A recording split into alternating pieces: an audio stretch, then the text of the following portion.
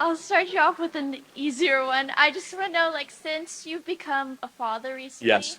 has has this changed at all what you are most passionate about promoting to the Turning Point organization and the Yes. public? Well, first of all, thank you for mentioning that. Yes. And by the way, if you disagree, you go to the front of the line. They'll work on that. So yes, I mean, becoming a father has radicalized me, and in the best way possible, by the way. And it's made me, first of all, understand that what I'm fighting for is beyond even yourself, which is so important.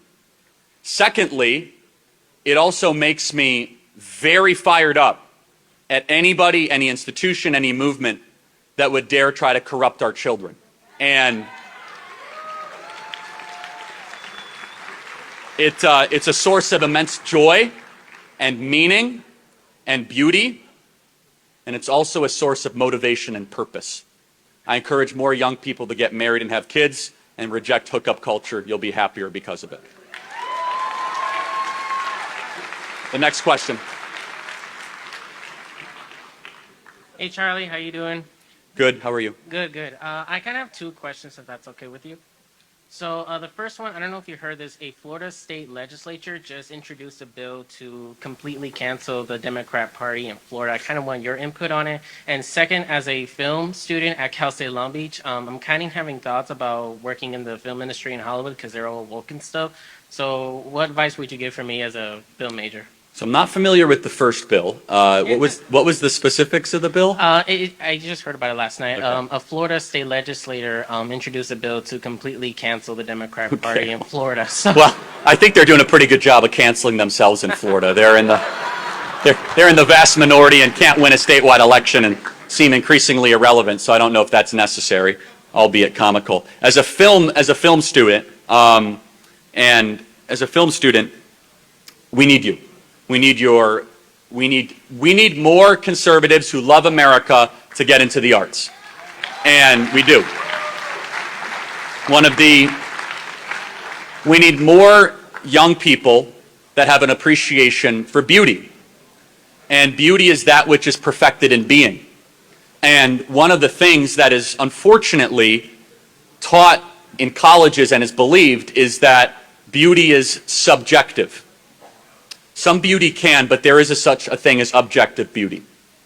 And objective beauty, in my opinion, and in the opinion of any thinking and reasonable person, is the celebration of the divine, is a celebration of the abstract of love and justice and mercy and grace and forgiveness.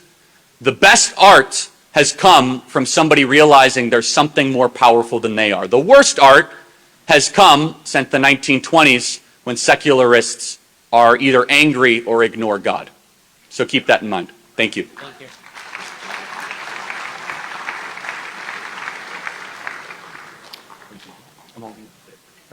Hey, Charlie. First of all, I want to thank you for speaking here. I think it's important to be exposed to differing ideas, even if you don't necessarily agree. I think that's how consensuses are reached. So moving into my question, you mentioned that you don't think there's any institutional racism left in this country. And I think that's a pretty strong statement that I don't necessarily agree with, especially in our justice system where the United States Sentencing Commission actually contends that black men are 19% more likely to be sentenced, have longer sentences for similar crimes. And that's when every other demographic factor is accounted for, like age, income, I guess, area within society. So I was wondering what you think about that, particularly because there is that imbalance, and I would regard that as institutional. So. Is the quality of their legal representation factored into the study?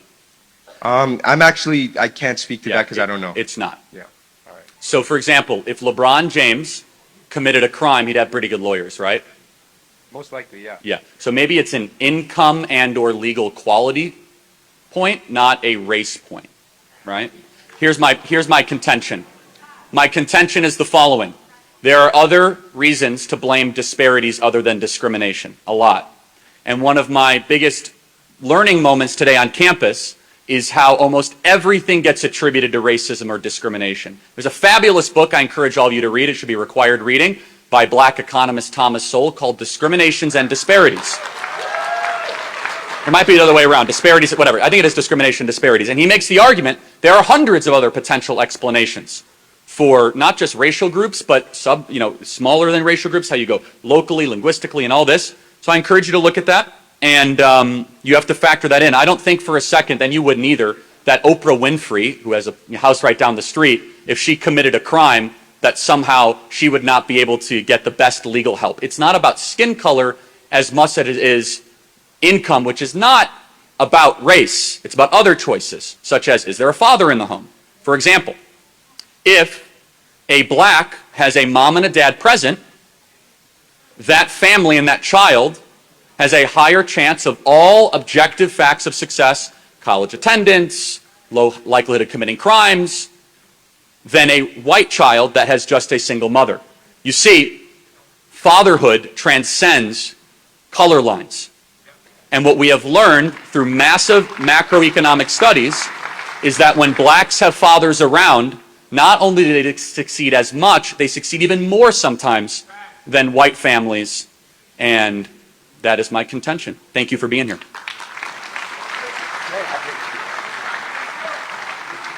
Thank you. I recognize you from earlier, right? Yeah. I kind of want to continue Sure. the conversation about climate change. First of all, thanks for coming to UCSB. And I was just wondering, given that you believe human beings are exacerbating climate change, shouldn't you agree that we ought to transition away from fossil fuels? Well, no, I don't agree with that. My contention is I don't know. I do believe global temperatures are rising. I'm not willing to say definitively it's anthropogenic, meaning it's human activity. But if you connect the two, I asked the question I asked earlier, how much? Are there any other contributing factors to rising global temperatures other than human activity? If so, what are they, and to what degree do they factor into rising global temperatures? But sure, you want to follow up on that? Yeah, I was wondering, how can you not know whether climate change is happening when a recent survey of 88,125 climate-related studies done by Institute of Physics cites that more than 99.9% of peer-reviewed scientific papers agree that climate change is caused by human activities? How much? So how much of the global temperature rising is because of human activity? No. What percentage? Is it 70%, 80%, 85%, 5%, 1%? Because that's not what the study said. They're saying that human activity is contributing to part of the increase. What part? They don't know. That's debated. Can I answer that? Sure. So, like, there's actually a statistics or a study done that suggests that climate-related disasters are 8 times more likely than in 1980s. Well, hold on a second. You know that we have less people dying because of quote-unquote climate-related disasters thanks to fossil fuels? We have less people dying because of extreme exposure to cold, hurricanes, because of the advancements we have thanks to fossil fuels. This idea, it's very interesting in modern society. We take for granted the idea of having widespread shelter, heating, or air conditioning in extreme climates thanks to hydrocarbons, we take for granted. That used to be a leading cause of death of human beings up until 1850s. Now, if I posit your contention, climate-related catastrophes, even though, according to peer-reviewed studies, that climate-related catastrophe death is actually at all-time low, the question is then for you, which is, what would you get rid of, when, and what would the cost of that be? That is the question, so please answer that. Well, I was just wondering, you didn't really answer my question, but I was, obviously I can't give you exact percentage of numbers, but I do think that we ought to transition away from fossil fuel, right? I'm not against growth or development. I obviously agree with you that, the Industrial Revolution, economic growth is good. It's lifting people out of poverty. That's obviously good, right? But in developed countries today, where we have the ability to not damage our economy, but also benefit the environment, shouldn't we do that? Okay, so give me an example. What specifically would you ban? You're king for a day. What would you ban? Would you ban liquid natural gas? Would you ban nuclear? Would you ban fracking? Would you ban...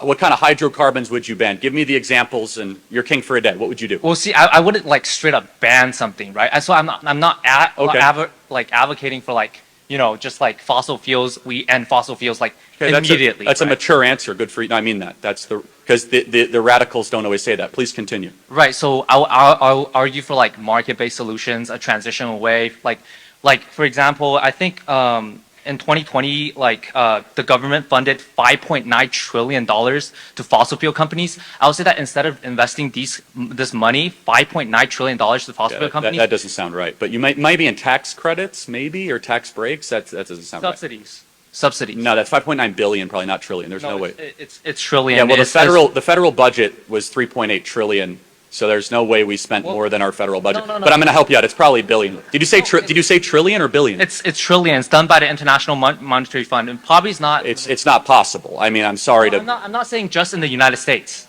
Oh, okay, worldwide. All right, then that might be conceivable. Sure. right? So I mean, yeah. But anyways, so I would say instead of subsidizing these fossil fuels companies, I would say that take these subsidies to renewables and other forms of cleaner energy that would be beneficial to the environment got it. while still pertaining economic Fair enough. growth. Last question. So, where do we get the cobalt to make the batteries, and what do we do with them?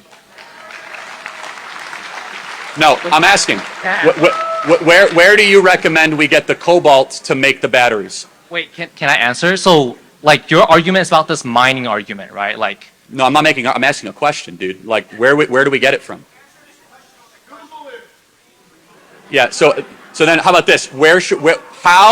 How and where should we dispose of the incredibly acidic, sometimes radioactive batteries that electric vehicles use? Where should we dispose of them? but that argument, you see, it's a straw man because you're just Answer the question. I am answering question. I am answering. I am literally answering your questions, right? So you're arguing about this renewable energies and their batteries and how they cause environmental harm, right? I've asked a question. I'm not making an argument. What should we do with the batteries once we use I'm them? saying that's a straw man because you can't. Straw man question. That's a first. I've never been accused of a straw man question. Because you have an underlying premise in your question that renewable energies exist in a vacuum, but you can't do that. That's not comparative analysis. You have to compare renewables with fossil fuels, with fracking and stuff. Right. All right, pal. How about this? How about this? You can't answer the question because deep down you know that cobalt-powered batteries are worse for the environment than liquid and natural gas and nuclear power. So you come up on here to try to virtue signal, I love the environment, but as soon as you ask me about the incredibly environmentally inefficient, destructive, animal-killing, acidic-producing batteries, you're a strong man. You're out of time. Thanks for being here tonight. Next question. Hey, Charlie.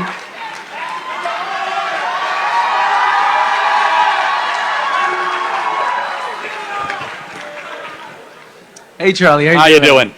I just wanted to reiterate. I think it's good that you're on campus. I Thank think you. dialogue and discourse is sort of the only way we move forward in a society. So before I ask my question, I just wanted to know your stance on abortion. Yeah, life begins at conception, and that life should be protected. So, sure. A little bit about myself. I'm a first-generation immigrant to America. Welcome to America. I come from India, and in a lot of ways, considering civil rights and civil liberties, I think our constitutions speak the same. We believe in giving people the power. Regarding abortion in America, and you and I can disagree about when life begins, and frankly, I don't care when you think life begins, but taking a woman's right from her to choose what she wants to do with her body, when you go around campuses with the Live Free banner, how... Guys, please, I warned you about this. Be respectful. Please continue. When you tour around with a Live Free banner, you are taking one of the most essential freedoms of a person from them. And how do you respond to that? Yeah, the baby is not free if it's murdered.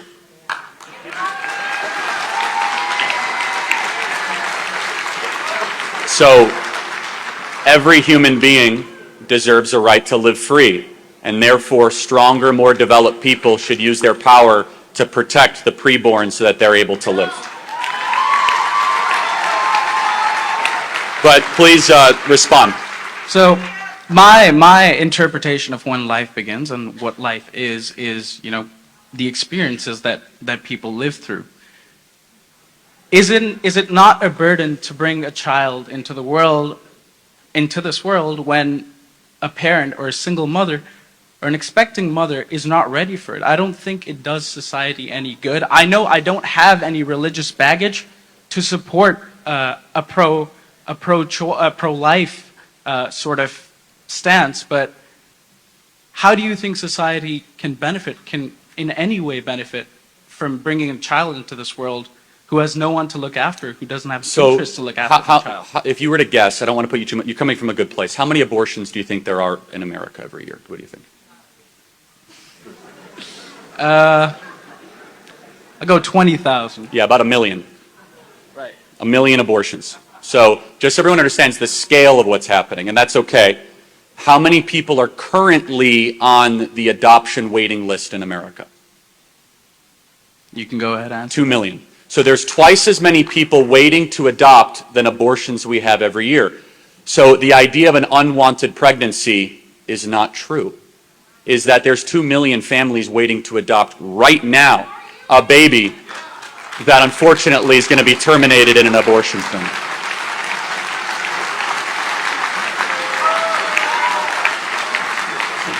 Does that make sense? I mean, we could stand here all night Yeah. and disagree, but I think a woman or a man, I think everyone's right to choose what to Right. do with themselves and their bodies trumps anything and everything. So let me ask, but do you admit that the baby is not her body? It's not like getting a haircut or getting a cosmetic improvement. There's a separate being involved, yes? And that boils down to your and my interpretation of what that separate being is, and when its life begins. The child is inside the mother's body, and the mother needs to have the right to choose Got it. whether So, she wants but to go through. why does the location of the being matter to its moral worth? We're not going to get anywhere if we can't agree on when the being comes into existence. You believe that the child is born when it's conceived. I believe a child is born, when it lives experiences. That is a Lives experiences. Wait a second. When my baby was 26 weeks old, it would kick in familiarity to my voice, listen to music. So experiences, I mean, and why would you draw that line? Why not at the creation of the deoxyribonucleic acid, the DNA, when the new being's process into full and complete adult human development begins? I wouldn't like to say that you got me dumbfounded, but I think this conversation is essential to what America is, I agree with you. and to see what's happened at the Supreme Court, and to see how it's affected young people on my campus, young people around America, young people around the world who resoundingly disagree with what you say. So I believe I'm not going to stand here and change your mind about this issue, but I think we're going to have to agree. Yeah, just so we're clear, the Supreme Court sent it back to the states. So how the heck did it impact anybody here at Santa Barbara? I mean, abortion is not just legal, it's now a constitutional right in California, so I'm not really tracking on that. Secondly, I'll just say this. You're right. A lot of people think abortion should be legal. Just because a lot of people think something does not make it right. God bless you. Thank you for being here tonight.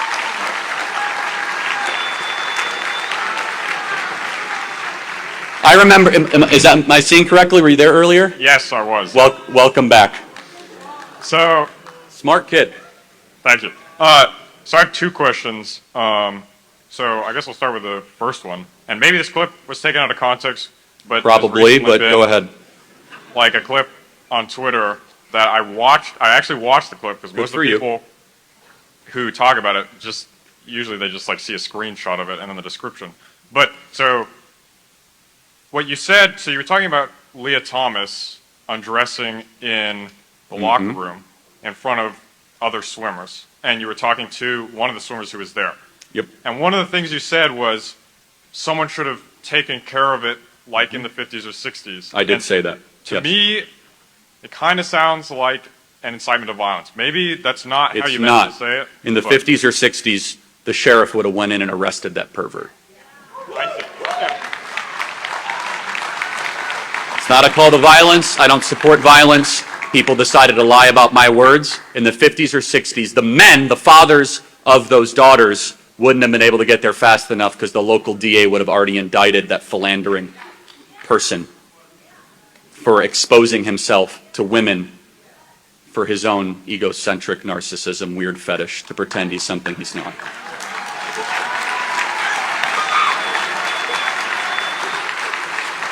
Do you have a follow-up?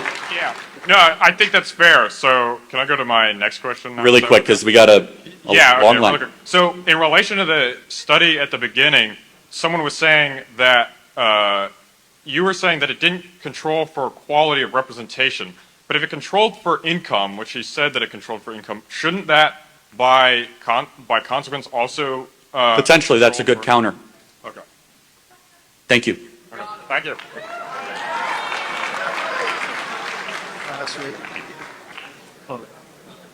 Mr. Charlie, Welcome. so my question is a pressing matter. What even is a clitoris?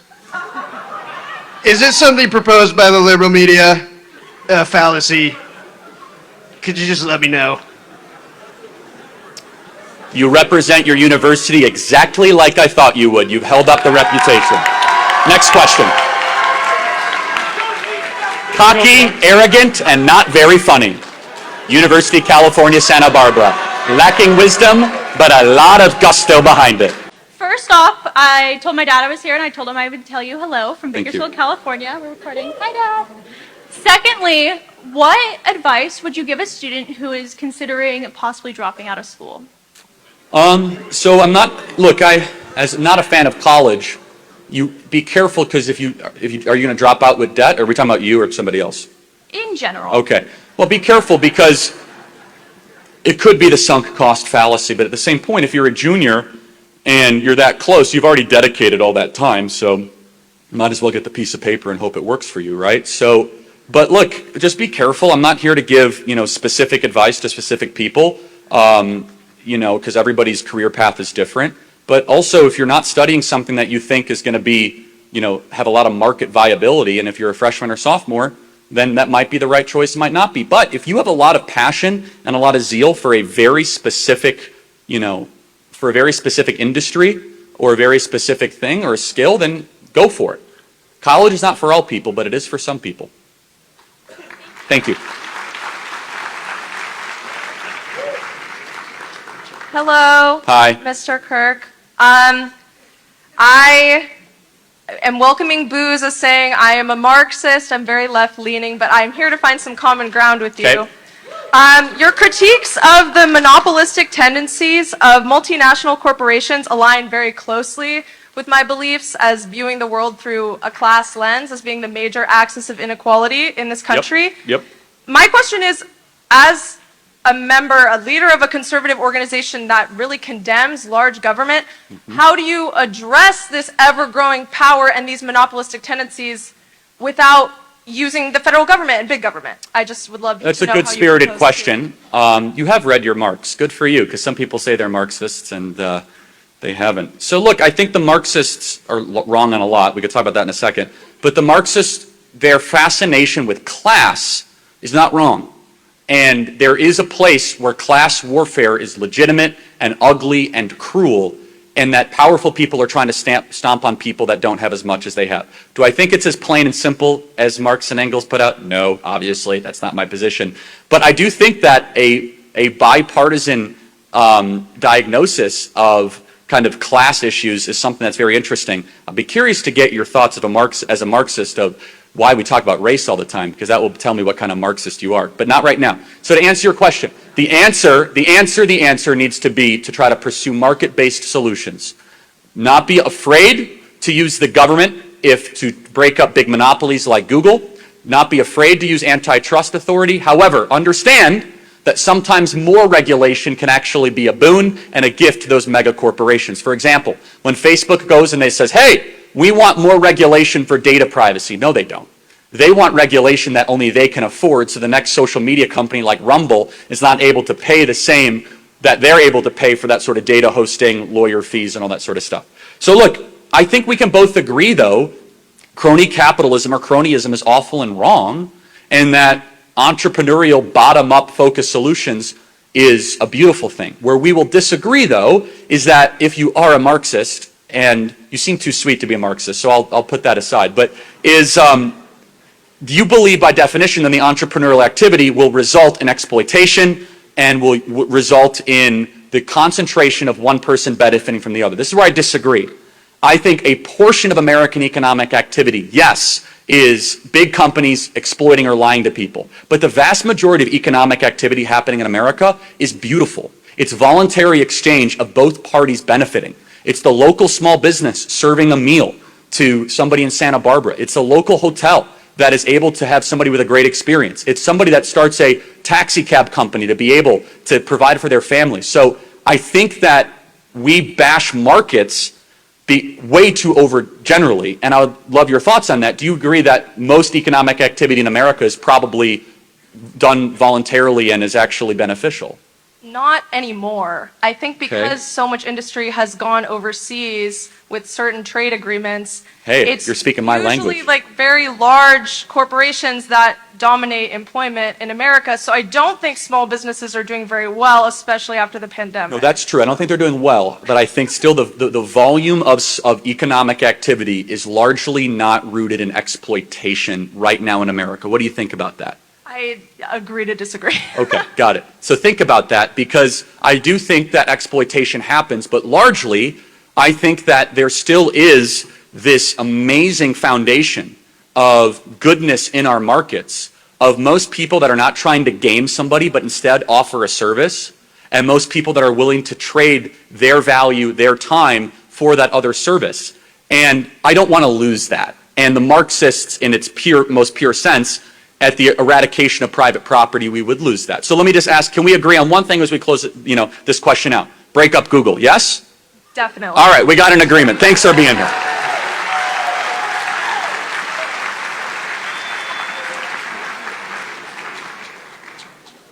Hello, Hi. Mr. Kirk. How you doing? I was going to start by saying I am in my early 20s. I don't know everything. You're correct about that, but I know a little bit about some things. Okay. One of those things is the climate crisis. Okay. And so I know that commonly you want to talk about the climate hoax. And so well, I don't know if I used that word tonight, but I probably have previously. Tonight, but, yeah, so. I ain't heard it tonight, but I've seen it previously for sure. Okay, fine. All right. Anyways, what I was curious about is the varying studies that you refer to.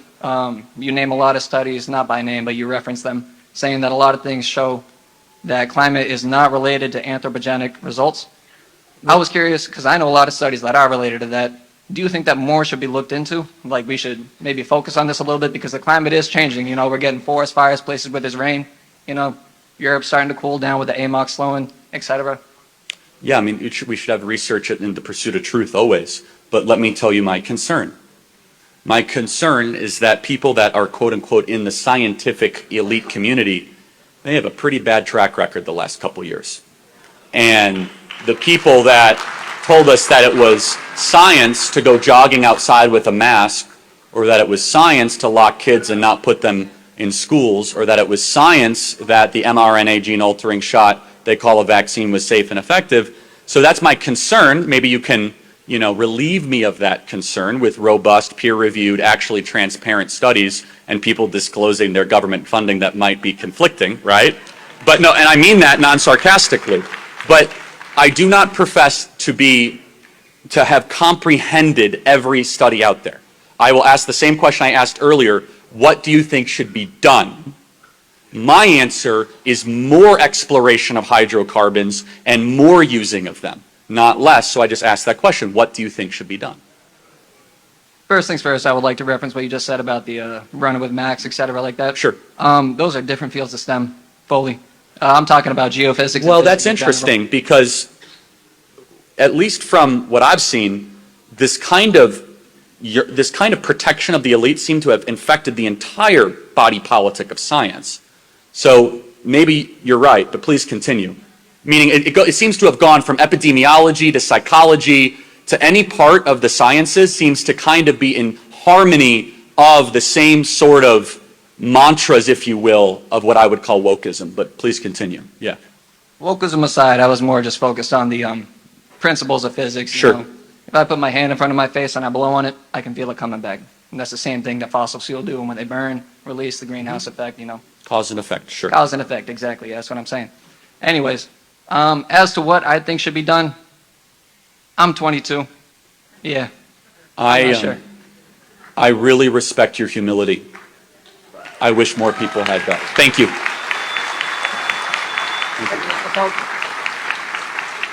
Hi. We have a joint question. Okay. Where is the goodness? They continue to uphold the reputation of UCSB, which is to publicly make fools of oneself in front of millions of people on YouTube. Next. What did they say? They said something that shouldn't be repeated, but it just goes to show the juvenile, narcissistic nature, because they know they can't win a debate, so they got to go straight to sophomoric tactics and try to go to all of that. Next question. Hey, Mr. Kirk, hope you've been enjoying the beautiful scenery we have at Santa I am Barbara. enjoying it. Yeah, thank you.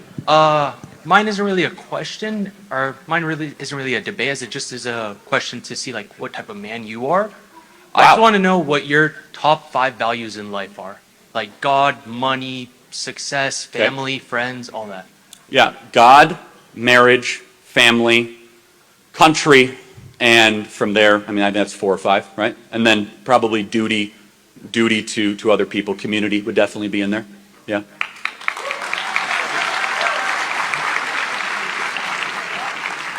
Okay, and following that, you said duty to your country is pretty important, and you have a pretty big following here and all around the U.S. Do you ever have any intentions of going into office with that? No, not right now. I'm having way too much fun doing what I'm doing right now. And I'm told when you run for office, you have to watch your mouth, so I'd be terrible at that. Thank you.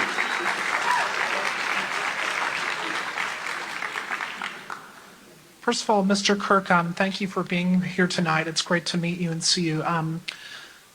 As a student leader here in this community and a leader with something big, and I think this is a good question for a lot of other people here. What do you, Mr. Kirk, think the best way to practice leadership and do leadership is? It's a great question. Be open to criticism, which obviously you could say whatever you want to me tonight, and I think that's important. And work harder than the people that you are trying to, work harder than the people you are leading.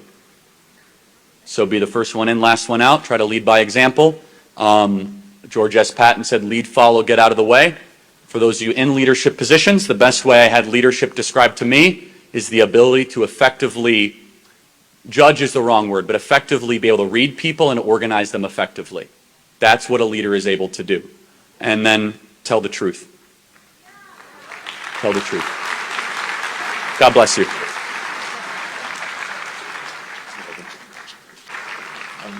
Hello, Charlie. I just Hi. want to say before I say my question, thank you for being here. Thank you. And thank you for giving me an opportunity to speak. Sure.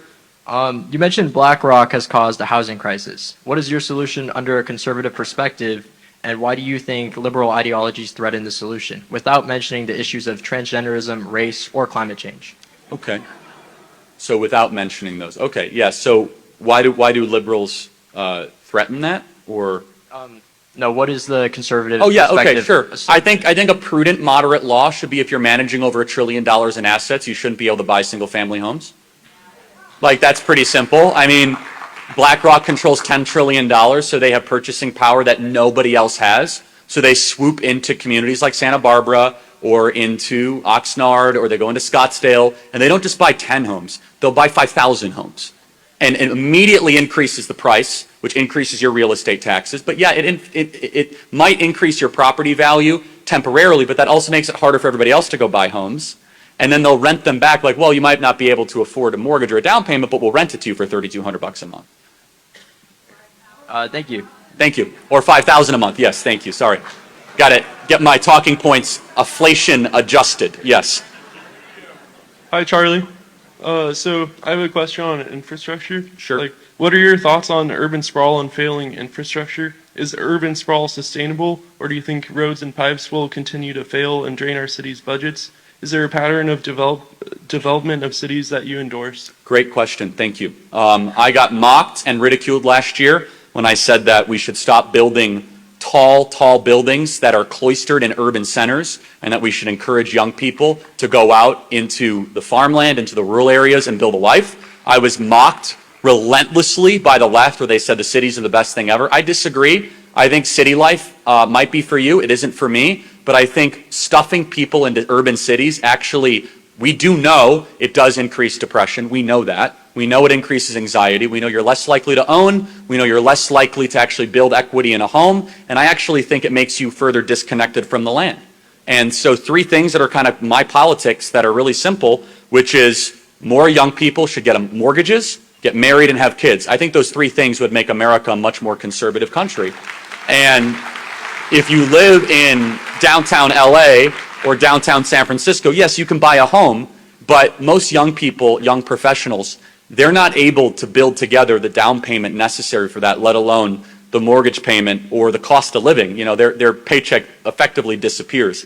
Delayed gratification and wealth creation is a moral good for all of society. My fear is this generation is going to be the first one in recent memory that is going to be so out of grasp, and they are going to be a nation of renters, not a nation of homeowners or property owners. And that creates it creates bad politics, bad economics, and in some ways it paves a way for really, really radical Marxist ideas. Because if you have a generation that owns nothing, they're not going to feel very guilty about taking everything away from people that do. And I'm really afraid of that. Thank you. Okay, we'll do a couple more. So the chancellor put out a call for people to inform on someone who would have written some statements on a blackboard. And I know you're very, very pro-Israel, and these statements were critical of Israel. Not only am I pro-Israel, I'm pro-Jew. So I'm both. But yes, go ahead. Well, I can find you Jews. I can find you Jews who are pro-Jew who would also share these same, or some of these statements that were written from the river to the sea, meaning equal rights for everyone between the Mediterranean and the Jordan, not a faith-based theocracy that was founded on top of Christians and Muslims that were indigenous. So that's an opinion. Just the question. But we don't have to agree. No, I know, but my question is about the second part of the phrase, though, from the river to the sea. Palestine will be free. Yes, But yes, I do. their idea of freedom is the obliteration of Israel. Well, so it's not exactly free. if Israel is an apartheid state, yes, equal rights for everyone. But that All is right. that's a side We could talk issue. Israel if you want, That's but yes. a side issue. The question is, the chancellor asked people to inform if they knew who wrote these statements, and whoever wrote these statements on a bullet whiteboard in a classroom, which I consider chilling. And the sheriff's office asked for information about people passing out leaflets that were claimed to be, they were never claimed to be threatening in any way. Like, they were claimed to be hateful, but again, who gets to decide But hold on, this? just so we're clear, that statement is largely repeated by Hamas during death campaigns against Israel. It's not some sort of benign slogan that is on a bumper sticker. Just so we're clear, that Mahmoud Abbas, the president of the Palestinian Authority, is a corrupt thug.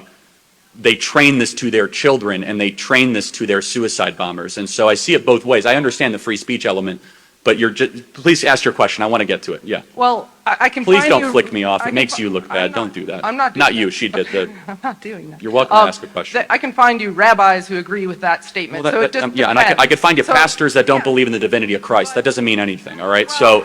But you're generalizing. You're generalizing based on someone you don't like in your characterization. And Netanyahu's a very nice man, I'm sure.